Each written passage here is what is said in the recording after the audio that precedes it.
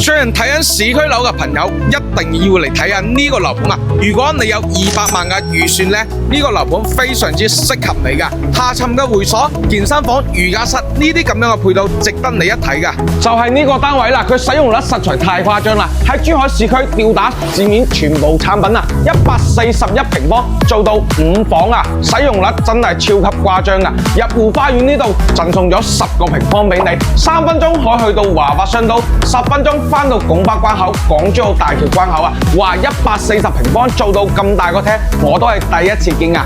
客廳呢度嘅開間7米半，個主陽台嘅寬度都有5米啊！望翻一線無遮擋嘅山景嘅，南北通，北邊仲有個生活嘅露台啊！呢個飯廳位6個人坐，好闊落。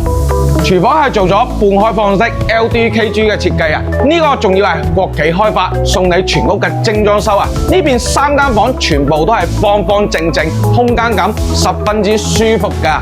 仲有驚喜就係主人房呢度啊，270度環境大錶窗望翻一線無遮擋嘅山景噶。每日一瞓醒睇翻呢啲山景，成日都係自然嘅氣息啊！仲有套廁係雙手洗盤嘅設計啊！呢個單位140平方，60零萬就可以輕鬆上車。如果你有興趣，我發翻資料俾你啊！